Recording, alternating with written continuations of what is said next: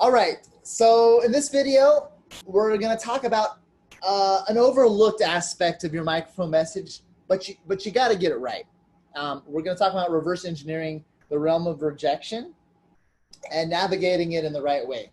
And this might be completely like you have no idea what I'm talking about yet, but through this quick social experiment, it's going to be really clear to you what we're talking about. So let me start off by asking you this. If a friendly stranger offers you a $10 bill by asking, hey, do you want $10?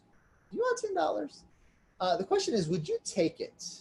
So after surveying hundreds of people on the internet, I discovered that 1 out of 3 people said that they would take the money. But were those results really accurate? Now, online, they said that they would, 1 out of 3 people take the money. But in real life, would they have actually 1 out of 3 of them taken the money? Would more people have taken the money? Would less people have taken the money? As you've probably learned, if you've seen multiple studies out there, what people say they will do and what they will actually do are 2 completely different things. So I wanted to do a social experiment where I went on the street and offered people money, and I wanted to see how many people would actually take my money. Okay? Watch this video because it's probably the most shocking social experiment that you will ever see. Here we go. 3, 2, 1. Hey guys, so we're gonna do something really cool today. I grabbed $1,000 from the bank and I'm gonna do a social experiment to see what will happen if I give $10 to 100 lucky people. I'm gonna offer $10 each. Now, of course, as you can see here, we're in beautiful Las Vegas. Now, that should affect the results right now. People here, they come here because they want something for free. They want free money. They're trying to earn free money. So I'm gonna actually just give it to them. I'm gonna give it to them and see what happens. But here's the catch. If I asked you, hey, would you like $10? There's a really good chance that you're gonna take my $10 because you know, like, and trust me. You're gonna say, yes, I know who you are, Daniel. Then I'll take the money. I'll take the money. I know, like, and trust you. But these people, they have no idea who I am. Anything could happen. My hypothesis with this social experiment is that a lot of the people, when they see that I'm giving away $10, they're gonna either think, oh, it's fake or it's a scam or something. And I think we're gonna get a lot of people rejecting my offer for $10. We're gonna try to give as much away as possible. If they ask me, hey, why are you giving away $10? I'm gonna say, hey, you know what? Because I can't just reveal it's a social experiment, because then of course they're just gonna take it. So I'm gonna say, hey, you know what? I'm just giving away $10 bills today. Or hey, I'm just giving away money today. And we'll see if they take it. If they don't take it, that's a no. That's $10 more that I get to keep. But then we'll move on to the next person and see who takes the $10. Let's see what happens. I'm super excited. Hey, do you want $10?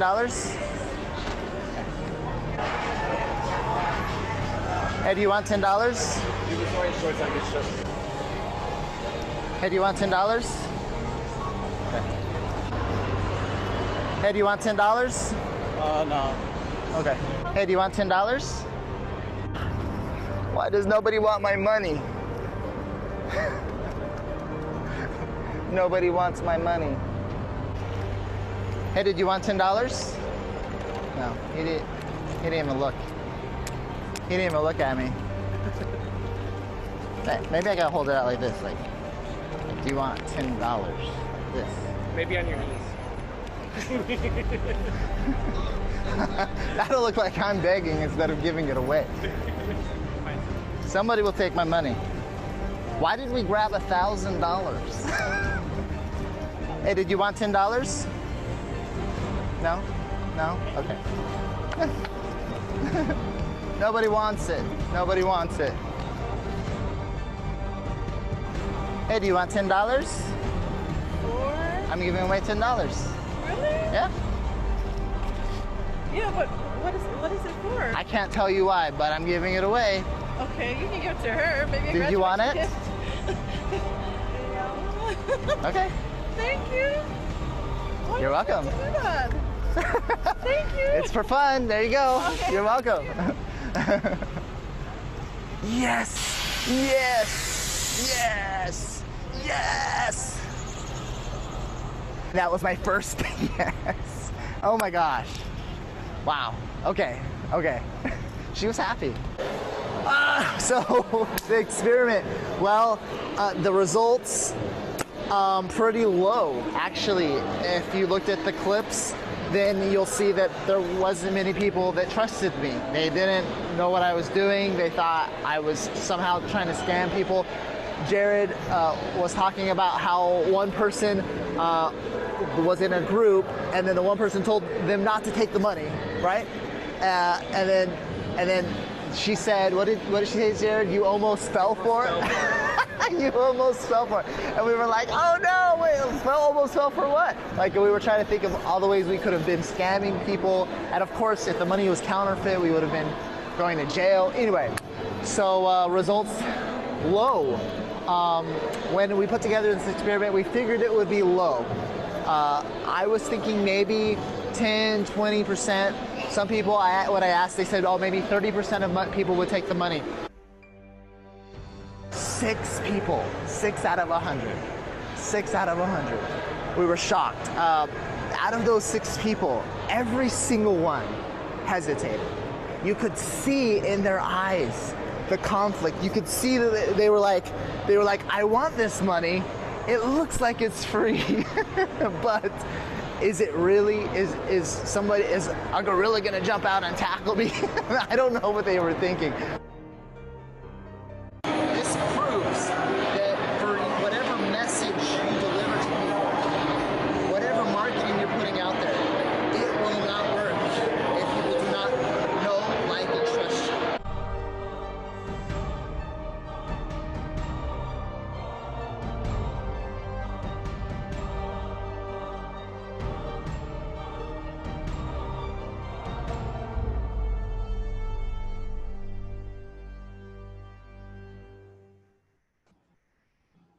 Woo! All right, so that's it. That was the social experiment, one of the most shocking days of my life. And for my brother-in-law, Jared, that was filming, he was shocked. He thought for sure we were gonna get over 30% of people to take the money, and he was just like jaw on the floor that only 6. It turned into a job. Like, I was making, if I was getting paid to hand out money, like I would have got fired, basically. It was hard to get people to take the money.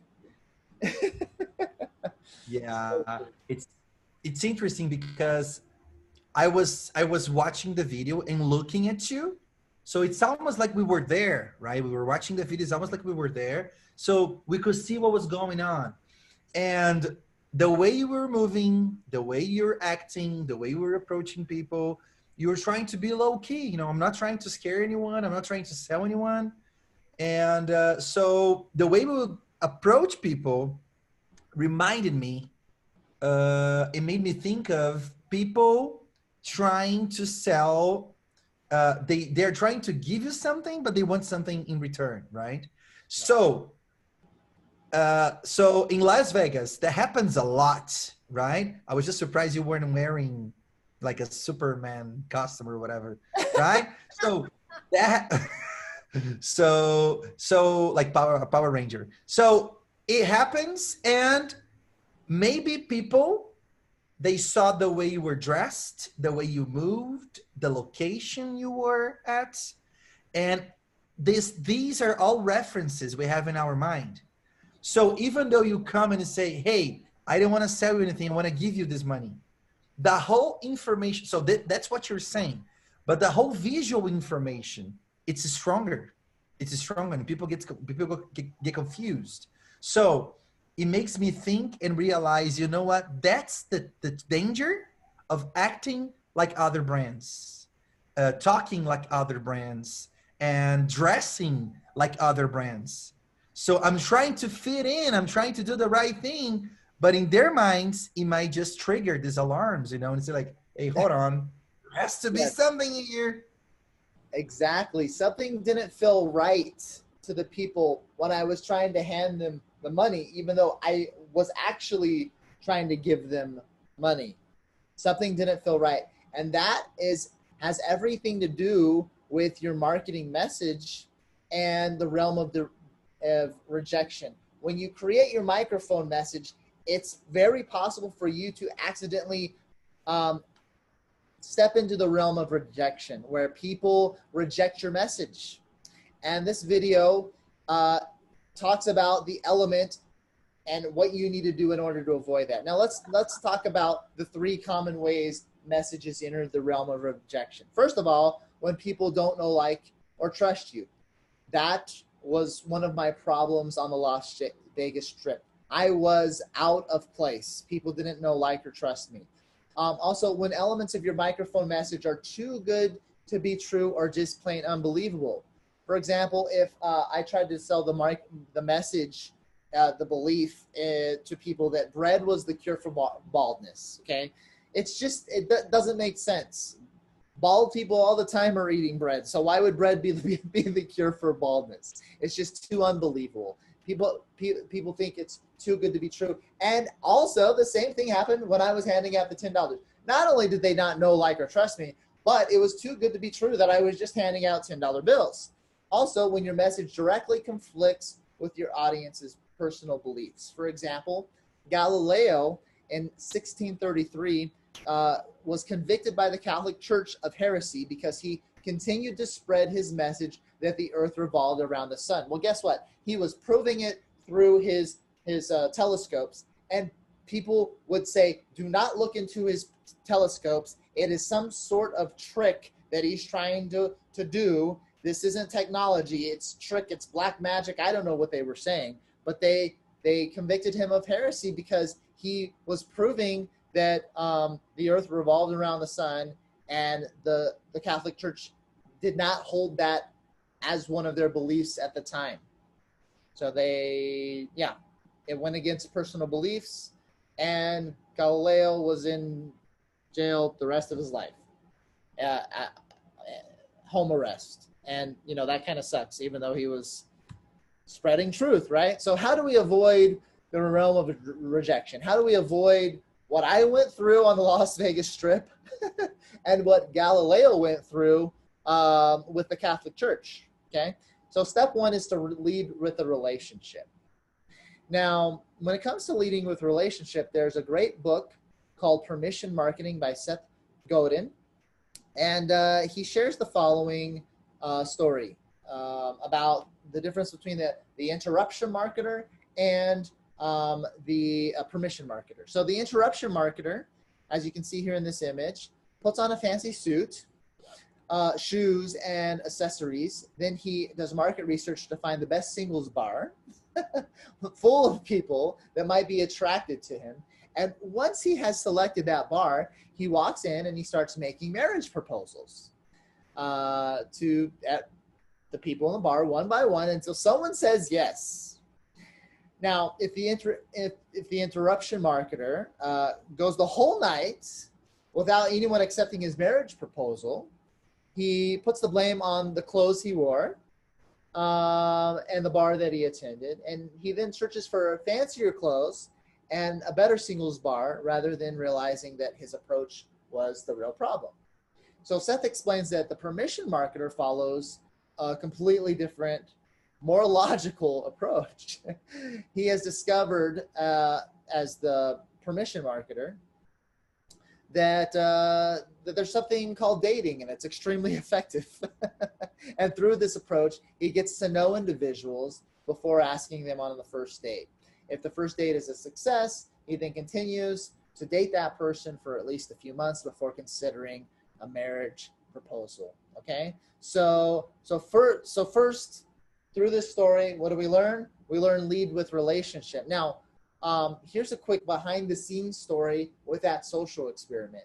In the middle of the social experiment on the Las Vegas Strip, I was starting to get pretty frustrated because it's just hard to receive so much rejection.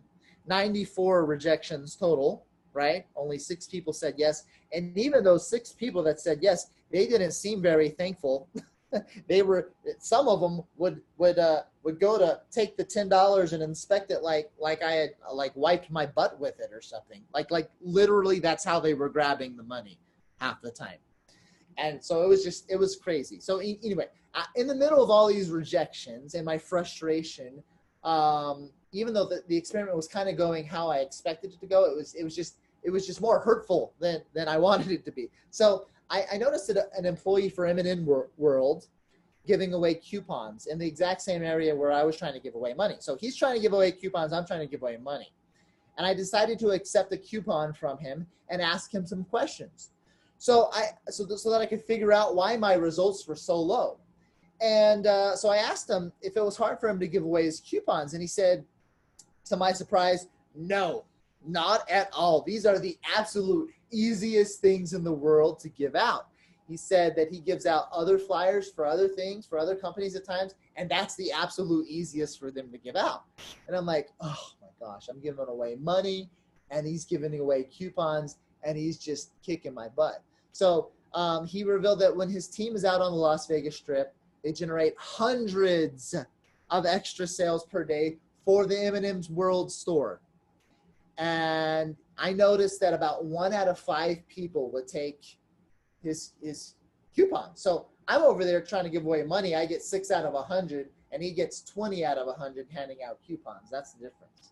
But why was he so much more successful? Well, like we learned with the interruption marketer and the permission marketer, during my Las Vegas experiment, I was actually, Daniel Den was the interruption marketer. Is this starting to make sense? I, handing out $10 bills, was the interruption marketer, and M&M World was the permission marketer. Why? Well, it's very simple. I was the outsider. I had nothing to do with the Las Vegas Strip. It's exactly what Pedro said. Things weren't connecting in people's minds. I was out of place. But M&M World was part of the Las Vegas Strip. They were supposed to be there. They had permission in the minds of the consumers to be handing out those coupons. People knew, liked, and trusted M&M World. And many people that were accepting those coupons have eaten M&Ms their whole life. They love the brand, a lot of them. They had permission from the brand to be marketed to. But I was the interruption marketer who did not have permission, even though I was giving away $10 bills. I did not have permission from those consumers to be trying to do any sort of business with them. Does that make sense? So, know, like, and trust. You need to get your audience to know, like, and trust you. Lead with relationship. Try to build a relationship before you get your audience to take action. And that is the first step for helping you avoid the realm of rejection when it comes to your microphone message. The second step is to show social proof. I've got another quick story here. So this is an article from, May 2nd, 2019. So it's about AirPods. And the article says, take your AirPods off. Well, I remember the first time I saw a commercial for Apple AirPods. I actually have my AirPods right here. Okay. They're being charged. There we go. Got my AirPods. Awesome. So I remember the first time I saw a commercial for Apple AirPods, and I laughed. Because I couldn't believe Apple would launch something that I believed to be so strange looking. I didn't think it was necessarily ugly, but I did think it was very odd, that it was very strange. And I believe that many people felt the same way, that it's obviously strange, it's obviously weird. And I was confident the product would fail because others like me would see it as strange, okay? I even saw dozens of articles online, just like this one, from people agreeing with me. So that further solidified my belief that the product wasn't going to take off. But to my surprise, I learned that the product kept selling out. And then I started to see friends and family, including Pedro Superti, wearing AirPods. And their social proof gave me permission to re-look at the brand, at the AirPods in general, at the product, and gave me permission in the social proof to try out the product. Now I got my AirPods, and I tell you what, it's the best experience I've ever had with earphones. And then I understood, oh, it's just an amazing experience. And then the social proof, now it doesn't look weird because so many people wear them. Now it looks normal. I remember when we had this conversation, and I clearly remember you saying, dude, why are you wearing those? And I was like, this is pretty cool. And you're like, no, it's not. No, it's not. Like, it looks dorky. And then it said, it kind of does, but it's pretty cool. So I wasn't as affected by the looks of it like you were. But yes, I could tell it was a little weird, but it was just, you know, the experience is, like you're saying, it's so superior that it's worth it. So a really cool insight about building a tribe that could be beneficial to your business is, have you ever wondered about why Apple chose to have white earphones instead of any other color? So I know it's hard to believe, but just a few years ago, all earphones, earplugs, and headphones, they had black wires. Remember that? They were black. They were black. And then Apple, after they released the iPod, they came out with the first white models. And it just, you know, it was the Apple thing, and then it was cool, and now everybody copied them, and now, you know, the standard color is white. So if you're just walking down the street, Las Vegas Boulevard, right, a few years ago, and then you were wearing your headphones, and then you saw someone else just, you know, like listening to something, and they were walking down, and you crossed paths, and you were both wearing something with the white wires, you knew right then you were in the same tribe. You were from the same tribe. So that's the power of the color used strategically. So it's not about having the best sound.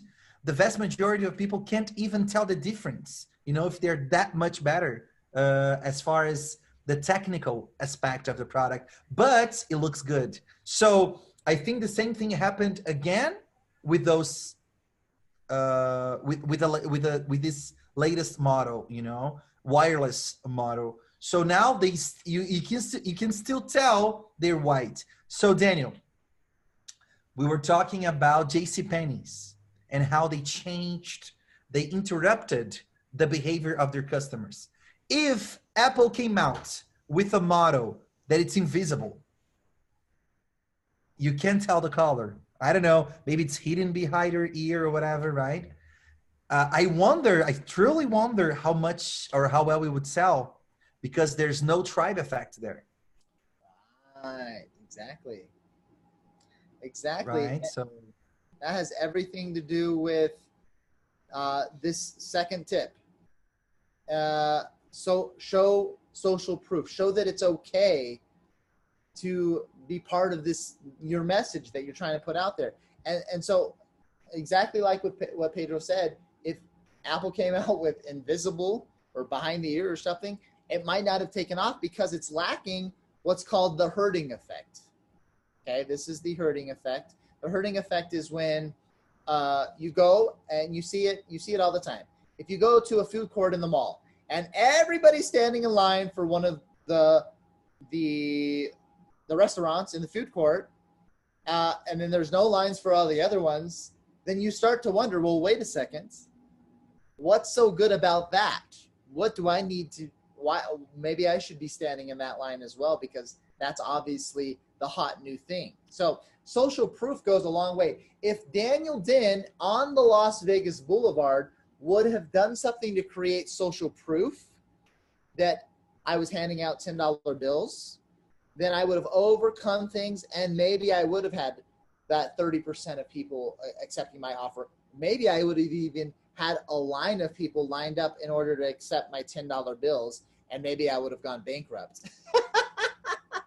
So as part of my approach, like you saw in the video, I did not have social proof, and I did not lead with relationships. So that was 2 strikes against me for you to overcome things with the realm of rejection. Those are the first 2 steps that you need to take as well. Then once you have your social, so this same thing happens on social media, just so you know. We see this happen all the time with people on social media, where they have a lot of fans, but for some reason on their posts, they haven't kept the community engaged, their people engaged, so they're lacking social proof. So they'll have 100,000 fans, but then like each post has like two likes and like 1 share and no comments, and it's like, what? Like what? There's a big disconnect there. And so you need to, on social media, also keep that in mind when it comes to your microphone message. Keep your community engaged. You need the social proof from your community to show that your microphone message is worth listening to. You need the social proof behind your message as well. So on social media, keep your community engaged. Your goal on social media is engaged communities, not isolated islands. And the third step is for you to choose your believers scale approach. This third step is a big one. This is an important one for you to avoid or successfully navigate the realm of rejection. You're going to choose your believer scale approach. Daniel, what's the believer scale? Well, this is it. This image right here. So to navigate the realm of rejection, you use this scale, and on this scale there are 5 levels. The lowest level, level 1, represents the non-believers. Okay, so first, beginning, boom, non-believers. That's level 1. And those are the people that completely disagree. They completely reject your message, right? Your microphone message. Level 2 represents the doubters. They're like, yeah, I don't know about that. Like, really? So they recognize that you make some good points, but they have made it clear that you are still very far from convincing them of your message. Now, level 3 are the people in the middle. They're the undecideds. They're like, yeah, I don't know either way. Maybe your message is right, maybe not. I'm just kind of undecided. I'm in the middle. Then there are people who, on level 4, they are called the partial believers. Now, they're somewhat convinced by your microphone message, but they still have some doubts. But they're like, yeah, this is a good message. There's a few little details there, but like, I really like what you're saying. And then you have your true believers. They are the ones who completely agree with you, and they're completely on your side. They're all for you. They've accepted your message. They're like, you are freaking amazing. So those are your true believers. Now, when it comes to the believer scale, there's a couple of approaches that you can apply to the believer scale. Okay. The first one is to follow Saul Alinsky's approach. One of the biggest mistakes businesses make and organizations make is they try to focus their marketing energies on trying to convince over here the non-believers and the doubters, level 1 and 2. Well, Saul Alinsky, in his book Rules for Radicals, he teaches a popular political strategy that shows that one possible approach is for you to focus on attracting the believers while ignoring and actually intentionally alienating the non-believers. Okay. Now, this is rough. This is harsh stuff.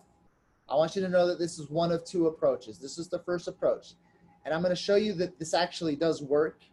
Okay, but don't feel that you have to do this. You do have a second option. So this could be your approach or the second option if you don't feel good about this approach. So just a little quick disclaimer there. This is This is like hurtful stuff because of what's going on in the political landscape today. You have people following the rules for radicals, Saul Alinsky's playbook, and they alienate people and they say, you're either for me or you're 100% against me. And if you are against me, then you're stupid, you're the devil, and blah, blah, blah. And it's divisive. And basically it comes from this belief in Saul Alinsky's book. He said, before men can act, now this is his belief, okay? Before men can act, an issue must be polarized. Men will act when they are convinced that their cause is 100% on the side of the angels and that the opposition are 100% on the side of the devil. Does that ring a bell a little bit about what's been going on in the political landscape all across the world recently? This polarization of the issues. It's either you're hot or cold, right? You're for or against, right? So what happens when you follow this approach is that you allow your microphone message to stay in the realm of rejection just for the non-believers and the doubters. You intentionally let all those naysayers reject your message and you say, yeah, because you guys are stupid. That's basically what you say. This is the polarization of the issues. It works in politics specifically when it's side A against side B. Now, when you have side A against side B and side C and side D, it doesn't work as well because the polarization doesn't happen as easily. But when it's one strong political party against another, this polarization does happen, okay? So with this us versus them strategy, what happens is the fight happens for the undecideds. You basically polarize the issue with your message. You attract the true believers and the partial believers, and then your fight is for everybody in the middle, the undecideds. And then you try to get as many as the undecideds on your side as possible. Now, like I said, this is harsh. Lots of times we don't feel good about this approach, but sometimes depending on what your goals are for your microphone message, maybe that is the approach that you should take. But the question is there another way? Is there another way to approach the believer scale model that we're showing you here so that you don't have to do the polarization of the issues? And thankfully, the answer is yes, you do have a second option for your believers scale approach. The second is to follow what John Mackey teaches in his book, Conscious Capitalism.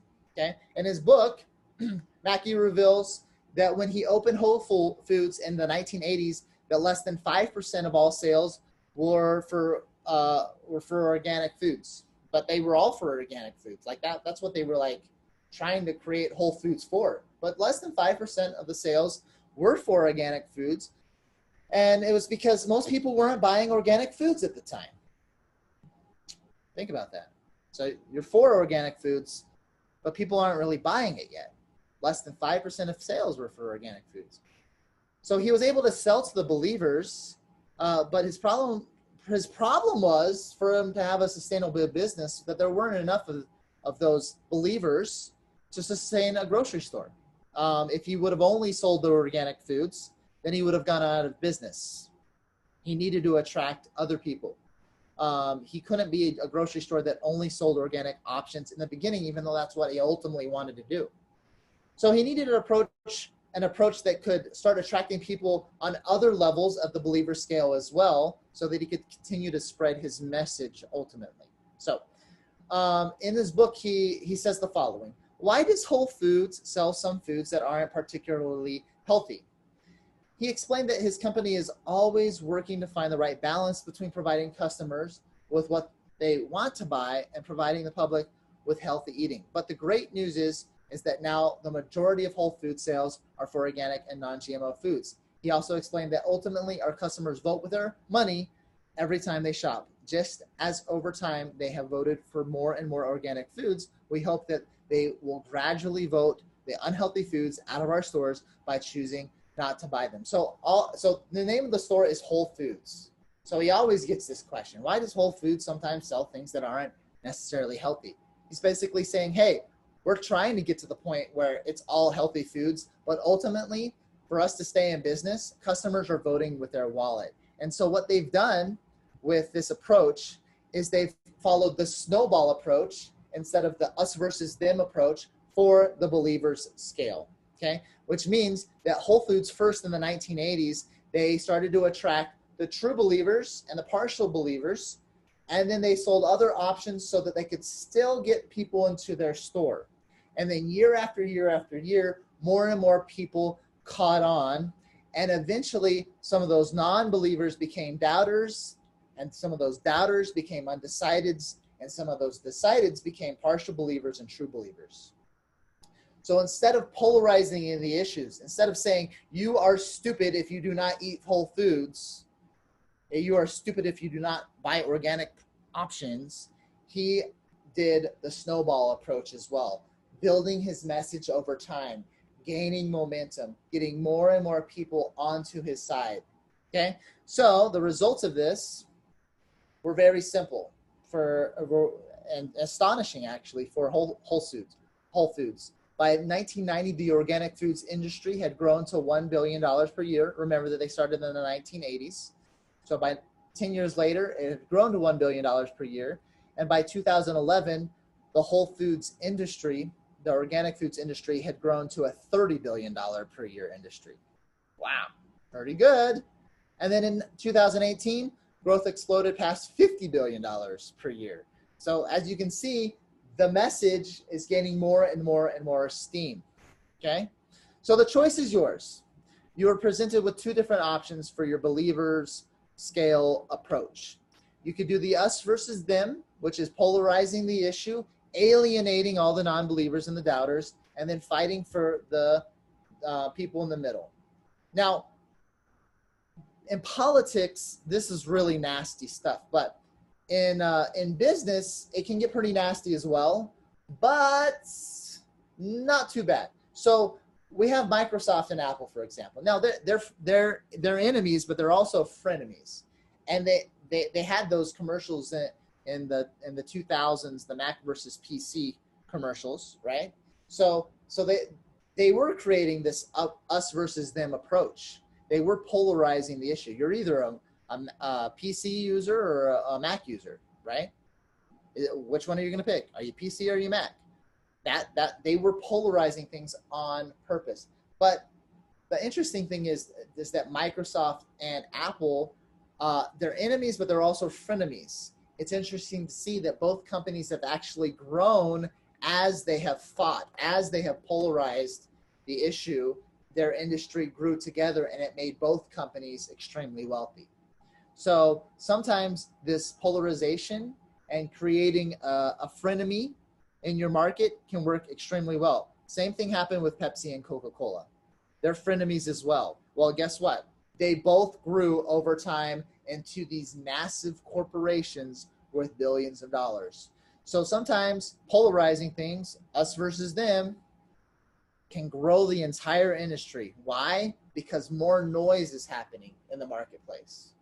So should you use the us versus them approach? Maybe. Or you also have the snowball approach. A great example of the snowball approach happens with automobiles. Even though the first automobile was invented in 1885, by the year 1900, only 4,192 automobiles existed in the United States. Finally, by the end of 1915, there were 3 million registered vehicles. The automobile industry as a whole used the snowball approach in order to get people to buy the concept of buying a vehicle. They didn't polarize the issue. They didn't say, if you don't own a car and you're still riding a horse, then you're stupid. They didn't do it. They did not polarize the issue. They did not try to alienate the non-believers. They, over time, tried to grow their message and their cause, and it slowly caught on. And as the snowball effect started to take effect, they eventually won, and now everybody has cars and very few people ride horses. But in 1885, everybody was riding horses, and people weren't driving cars yet. Daniel? Yes. There are rumors, if you look it up, there are rumors that Henry Ford actually financed organizations that would protect animal rights. So because there was this transition, right? People needed horses. That's why we measure the power output of an engine, combustion engine, by horses, horsepower of the engine, right? Because of the horses back then. So people needed horses. Okay, we understand that because there's no other option. But hold on, now there is. So there was this social pressure, and I guess we would never know the truth, but there are rumors that he would finance organizations that would put this pressure, this social pressure, saying, hey guys, there has to be a better way. Now we have cars, so slowly but surely it was not cool to work with horses anymore, so more people would move towards automobiles. That's extremely interesting. Now, if that's true, just like Pedro's pointing out, he was carefully very carefully. He wasn't trying to alienate the horse users. He was carefully trying to shift the conversation. He was using the snowball approach. He wasn't alienating anybody. He was just like, you know what? Yeah, animal rights. Yeah, maybe we shouldn't be using horses all the time. Maybe there is a better way. Maybe. Let's talk about it. Let's debate it. But we're all friends. And if you stop to think about it, that's true. That is true, right? Eventually, I hope, and I'm working towards building a planet where we don't need animals. So, for example, because of technology, now there are brands, they don't do animal tests anymore for their products. Right. That wasn't the case back then. That was the standard. No one complained about it until someone came along and offered a new option. So I agree with you. Just very casually, he was saying, you know what, maybe that's right. So if you was a company like the brands we are talking about and we're teaching you in this course, he would have embraced that approach. He would have said, animals, they are necessary, but every single day we're working hard, so one less horse is necessary. Nice. He could have embraced that, but we have to remember that was right during the Industrial Revolution. So people, they didn't have this type of awareness that we have right now, but it's just curious to analyze how during different times of civilization, people wanted different things. You reminded me, Pedro, of studies. This is current right now as of this recording. The plant-based meats, the highest consumption rate of plant-based meats. You would think that it's the vegans and the vegetarians. Well, it's not. The highest consumers of the plant-based meats are meat eaters. We are slowly buying, as meat eaters, we are slowly buying into this belief, the snowball effect, right? So the vegans, some of them, not all of them, some of the vegans will try to alienate the meat eaters. They say, no, that's wrong. You shouldn't do that. They take the PETA approach. It's wrong. Why are you doing that? Why are you doing that? It's bad. You should be a vegetarian. But then slowly you have something that comes along and it starts to create this snowball effect. And now it's like, oh, wait a second. I can still enjoy my meat and it tastes just as good. And it actually might be healthier for me. And also I'm not killing the animals. Well, maybe I could be a vegetarian one day. There you go. It's very hard for us to get far ahead in life by calling other people stupid. Yeah. Right? So unless you want to run for president, that's like a character. That's different. It's a character for TV, it's a character for the media. But a lot of times with the snowball effect, if you want to reach millions and you really wanted to make it a difference and change things, then you need to understand it takes time. And sometimes it takes a whole generation, right, for things to change.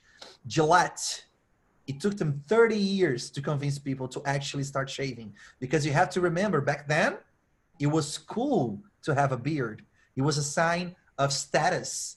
It was a sign of knowledge, right? So like, why are you convincing me not to have a beard? It took them 30 years to educate the market in order for people actually to start shaving. So sometimes things take time.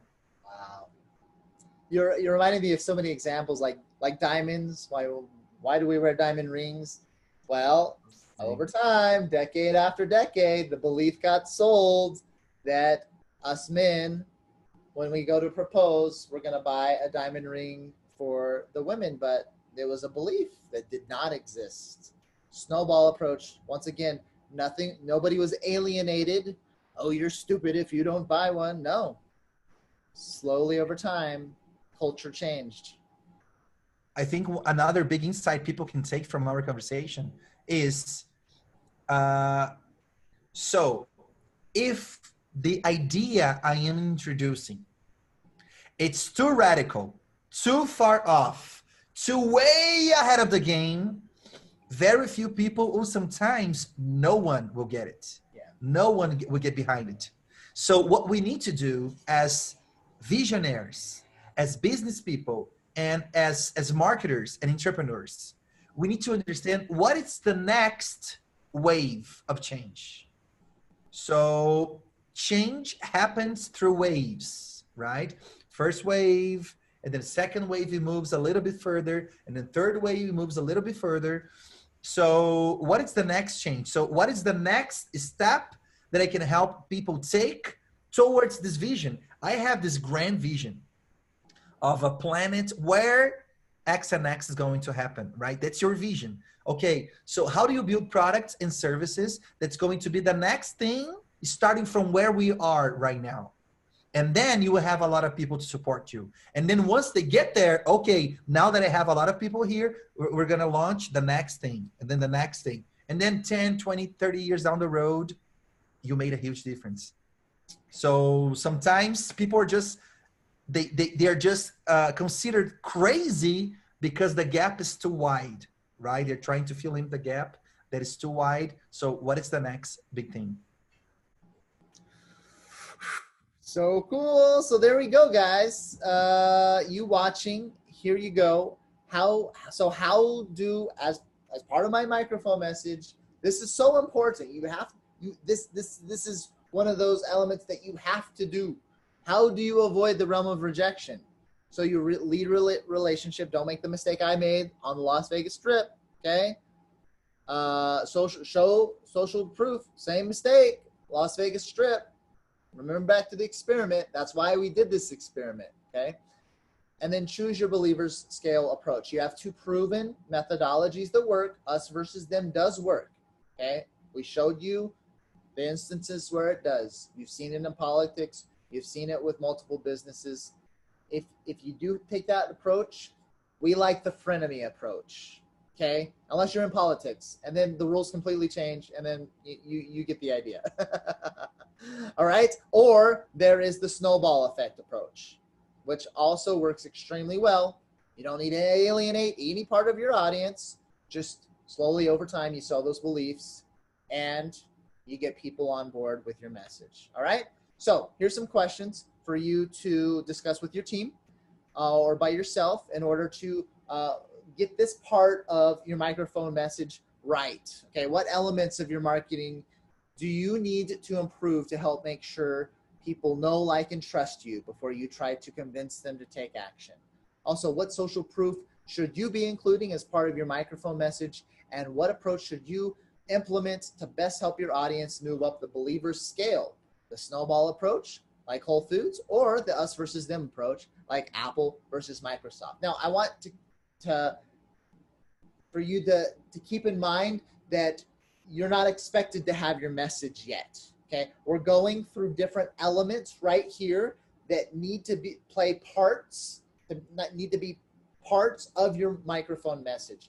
All the ideas you're having for your message right now, you're just gathering ideas, okay? You should have chosen your category by now, which is great. If you haven't yet, you're gonna have a chance later on. to also choose your category. But right now you're gathering lots of ideas and elements that you could possibly be including in your next microphone message. We are going to organize all of this in the next few videos as well, once we get past what elements you need as part of your message, so that we can organize it and filter through your best ideas so that we can finalize the plans for your next microphone message and then launch a successful marketing campaign. I hope you're excited. I hope you're enjoying things. I hope you got a lot out of this video, and we will see you in the next video. All right. Thank you for joining us in this episode of the Marketing Podcast Party. Please share this episode with your friends, family, and business partners. Also, remember that the party continues with your free copy of the Ideas That Influence book and interactive box experience. I wrote the book and created the box experience to help you with even more wildly successful marketing ideas. Head on over to bigideasbox.com to grab your copy. You'll get your copy for free. You just pay shipping and handling. Once again, that's bigideasbox.com for your free plus shipping copy of Ideas That Influence. I'm Daniel Din. This is the Marketing Podcast Party, and I'll see you in the next episode.